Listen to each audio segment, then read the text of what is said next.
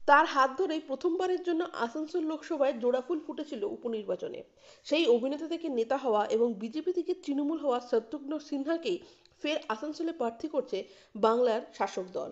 সূত্রের খবর, শুক্রবার দলের পশ্চিম বর্ধমানের নেতাদের সাংগঠনিক বৈঠকে সে কথা জানিয়ে দিয়েছেন তৃণমূলের সর্বোচ্চ নেত্রী মমতা বন্দ্যোপাধ্যায়।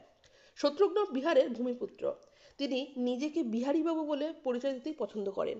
বাবুল সুপ্রিয় বিজেপি থেকে তৃণমূলে আসার পর আসানসোলে যে উপনির্বাচন হয় সেখানে শত্রুঘ্ন প্রার্থী করেছিলেন মমতা।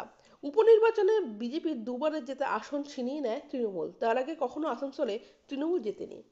পশ্চিম বর্ধমানের শিল্পাঞ্চলে এই লোকসভায় হিন্দিভাষীদের আধিক্য রয়েছে।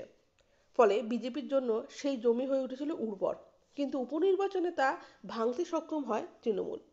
শুক্রবার থেকে কেন্দ্রীয় বঞ্চনার বিরুদ্ধে রেড রোডে ধর্ণা শুরু করেছেন মমতা বন্দ্যোপাধ্যায়।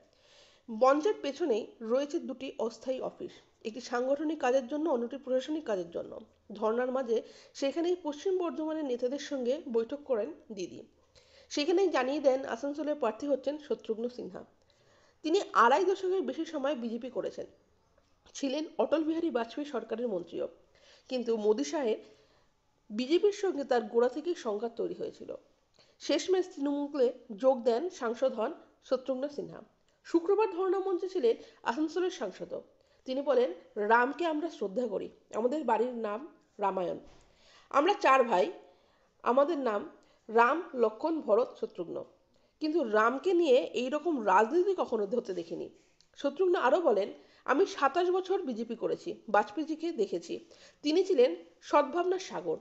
মমতা ও কংগ্রেস ছেড়ে বেরিয়ে তৃণমূল তৈরি করার পর বিজেপির নেতৃত্বাধীন এনডিএ জোটে সামিল হয়েছিলেন। মমতা মন্ত্রী ছিলেন বাজপেয়ীর মন্ত্রিসভায়। তিনি প্রায়ই বলেন, বাজপেয়ীর বিজেপি আর এখনকার বিজেপির মধ্যে কোনো মিল নেই। শত্রুঘ্ন সেটা বলেছেন।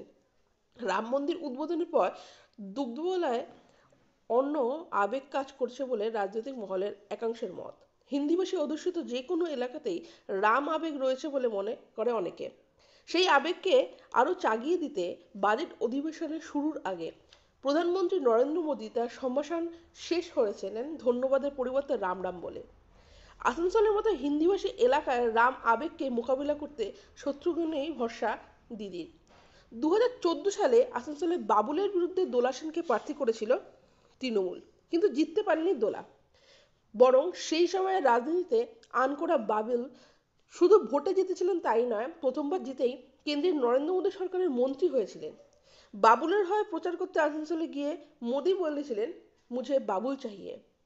দ্বিতীয়বার বাবুলকে পরাস্ত করতে বাঁকুড়া থেকে জেতা সাংসদ মুনমুন সেনকে তুলে এনে আসানসোলে দাঁড় করিয়েছিলেন মমতা বন্দ্যোপাধ্যায়। কিন্তু তুমুল মোদী হওয়ায় সুচিত্রা কন্যা কোনো দাগ কাটতে পারেনি।